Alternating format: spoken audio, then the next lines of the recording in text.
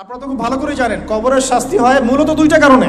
যত বেশি কবরের শাস্তি হচ্ছে এখন, কিন্তু বড় বড় পাপের কারণে হচ্ছে না। কারণ মেজর একটা হচ্ছে পেশাবের অপবিত্রতা থেকে পবিত্র না হওয়া, পেশাবের ছিটা ফোটা থেকে পবিত্র না হওয়া।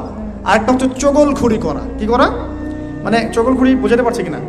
একজনের কথা আরেকজনের কাছে লাগানো।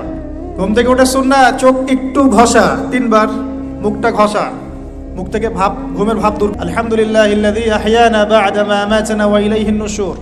যদি শেষ রাতে ওঠেন সূরা আলী ইমরানের শেষের 10 আয়াত পড়া, এটাও সুন্নাহ। তারপরে ইস্তিনজায় গিয়ে আগে 2 হাত কবজি পর্যন্ত ধুয়ে ফেলতে হয়, নাকে 3 বার পানি দিতে হয়, কারণ শয়তান নাকের ভিতর। এটা আমরা দেখতে পারি না, শয়তান এবং জিন শয়তান অনেক কিছু করে আমাদের সাথে।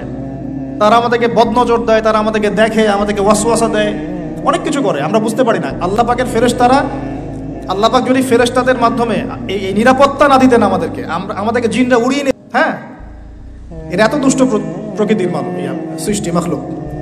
এর মধ্যে ভালো মন্দ আছে, খারাপদের কথা বলছে। তো ওয়াশরুমে যখন ঢুকছেন ওখানেও কিন্তু শয়তান আছে। শয়তান রাত কাটায় আমাদের 2 পায়ের মাঝখানে এবং নাকের 2 গহ্বরের মাঝখানে। ঘুম থেকে উঠে 3 বার নাকে পানি দিতে হয়, আর আগে হাত ধুয়ে নিতে হয়। তারপরে বাথরুমে ঢোকার সময় আমরা ডান পা ইউজ করবো না, আগে বাম পা। বের হওয়ার সময় ডান পা। দোয়া বিসমিল্লাহ আল্লাহুম্মা ইন্নী আউযু বিকা মিনাল খুবসি ওয়াল খাবাইস।